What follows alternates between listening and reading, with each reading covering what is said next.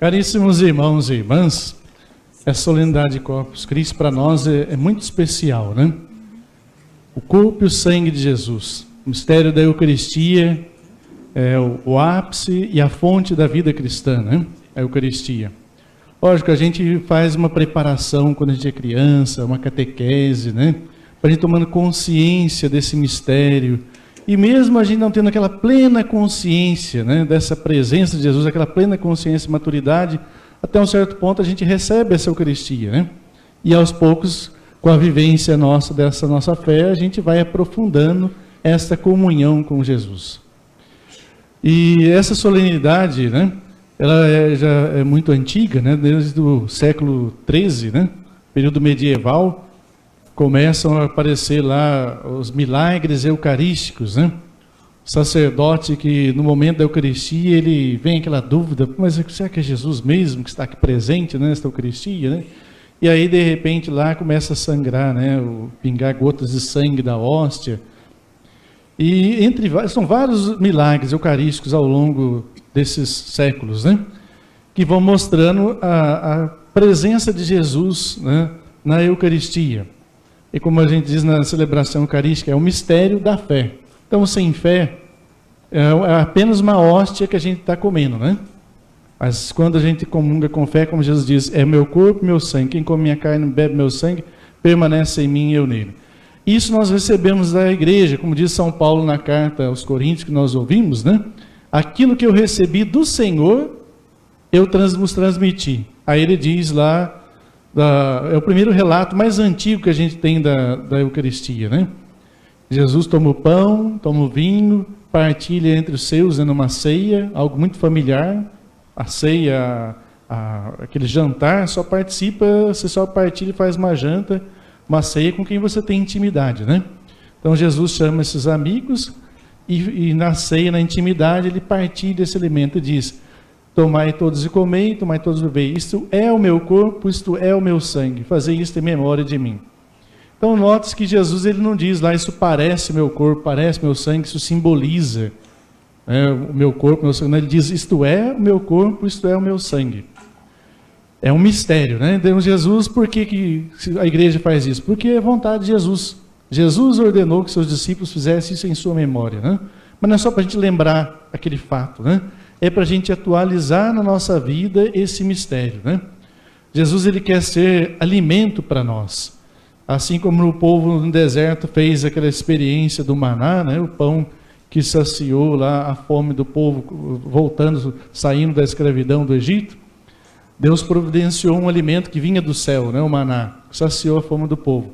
No Evangelho nós vimos Jesus também, diante daquela multidão, pessoas que estavam ali com fome, né? De paz, uma esperança, né? Ouvindo a palavra de Jesus, diz o texto, né, do Evangelho de Lucas que nós ouvimos hoje, que Jesus ele acolhia a todos, tem que ser uma atitude nossa também de discípulos, ele acolhia a todos, falava do reino de Deus e curava também todos aqueles que estavam necessitados, né? Ora, quando alguém chega perto de nós, né, às vezes a pessoa se sente melhor ou se sente pior? Já percebeu que tem gente que se afasta da gente? Tem gente que não tem simpatia conosco. Acontece, né? Tem gente que às vezes acha, que bacana, né? Você está aí, que legal. Que bom que seja que a gente possa causar uma sensação agradável, né? De conforto, de paz às outras pessoas também. Mas isso é sinal de que nós devemos ser esse sinal de Deus, né? A Eucaristia que nós recebemos não pode ser um gesto que fica só aqui na celebração, né? Essa presença de Jesus a gente tem que manifestar também no dia a dia da nossa vida, né? Por isso que é interessante lá quando a primeira leitura, né, o livro do Gênesis, fala de um sacerdote, um rei sacerdote, né? Melquisedeque. É uma figura assim lendária, né? Contemporâneo de Abraão, né? Mas ele não, assim, depois de uma vitória lá que Abraão teve com seus lá, aparece esse rei que ninguém sabe a origem dele, né? Quem são seus pais, também não deixou descendência, não tem ascendência nem descendência. É um sacerdote misterioso, né? Mas ele chega, ele é diferente de todos os outros. Por isso que é interessante quando diz o Salmo, né? Tu és sacerdote eternamente, segundo a ordem do rei Melquisedeque. Ora, Jesus, o Novo Testamento, os apóstolos, a igreja reconhece que Jesus, ele é desse tipo de sacerdócio, só que ele é um sacerdote eterno, né? O verdadeiro sacerdote. Mas é diferente que todos os outros sacerdotes do Antigo Testamento fazem sacrifícios de animais, né? Oferecem sangue, né? Agora que depois de uma batalha lá, teve vitória, né? Então, ação de graças. O que o sacerdote Melquisedeque traz e oferece? Pão e vinho. E é isso que esse elemento que Jesus usa também, a bebida, o pão, o alimento que é diário para nós, daquilo que é diário na nossa vida, Jesus quer se fazer presente, né? Ele quer sustentar a nossa vida. Nós vimos a multidão lá, estava com fome, né? Olha só a sensibilidade dos discípulos. Jesus, olha, melhor, já está chegando a tarde, já estamos num lugar deserto aqui, ninguém vai encontrar nada aqui, né?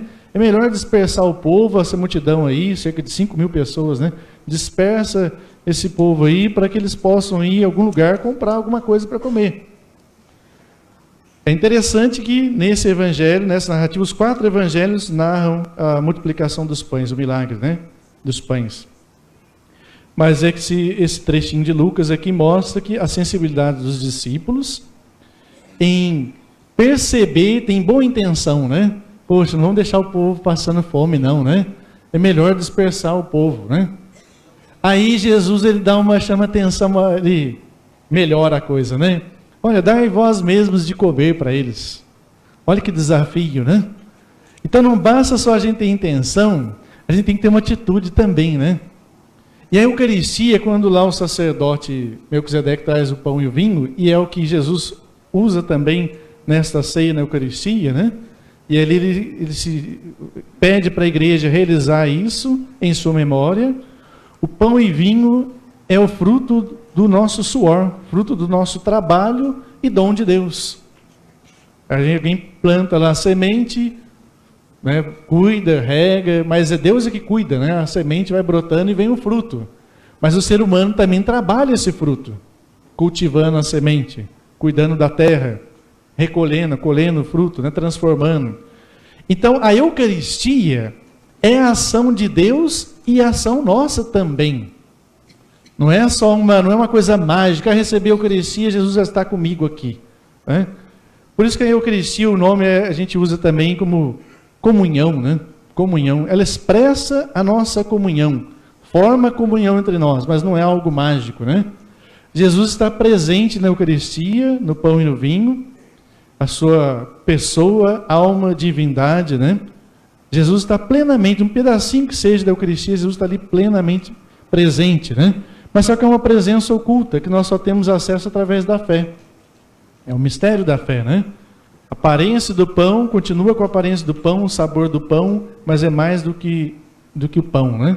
É Jesus presente ali. Agora, essa presença nós devemos então assimilar também, né? Por isso nós devemos agir como Jesus, o acolhimento, a sensibilidade, a partilha, né? O gesto de partilha. Olha, eles disseram, mas só temos 2 pães, né? Alguns peixes, temos alguns pães e alguns peixes. Só temos isso para 5.000 pessoas, né? Aí Jesus diz lá, olha, pede para sentar de 50 em 50, em grupos de 50. Então, um grupo, né? Ou seja, organiza, né? O discípulo, ele organiza. E os discípulos vão distribuir esta Eucaristia, né? Esse pão, né? Ali é um pão, alimenta o corpo, né? Mas é prefiguração da Eucaristia. Jesus, ele as pessoas não vão atrás de Jesus só para ter um pão material, né? Para saciar essa fome nossa biológica, né?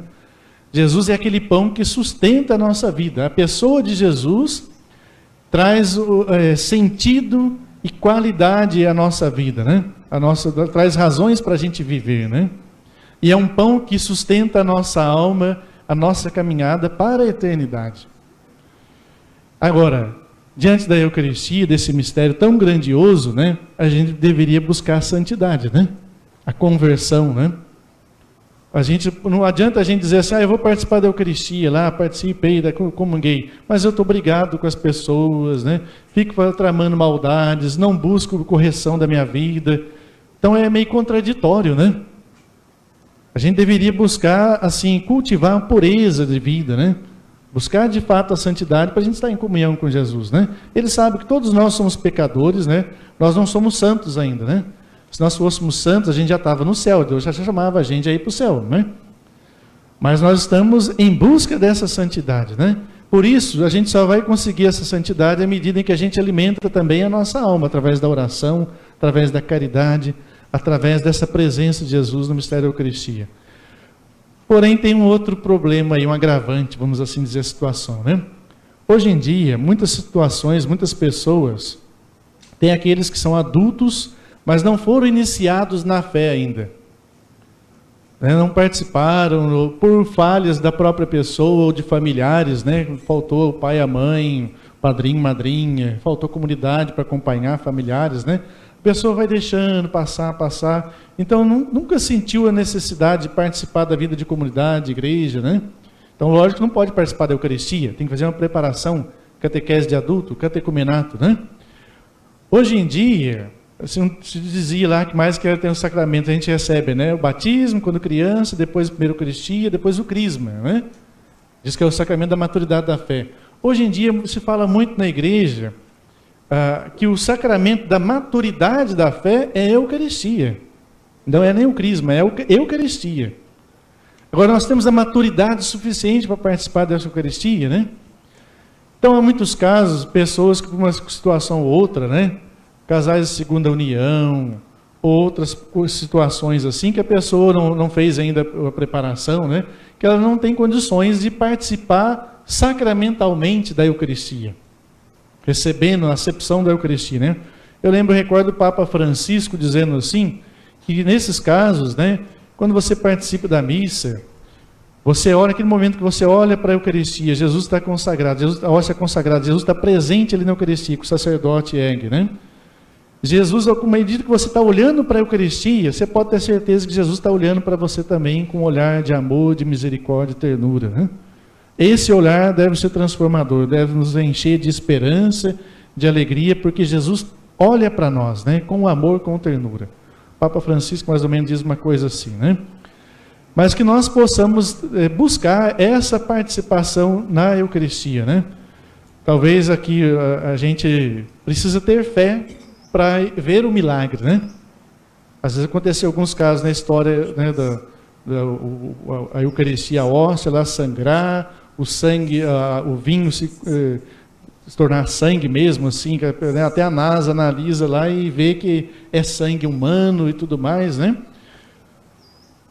Mas é um mistério da fé. Então, o que nós precisamos cultivar em nós é a fé, né? Então, vamos pedir a Deus que nos dê a força nessa Eucaristia, que nós possamos participar também de uma forma frutuosa, né, da Eucaristia.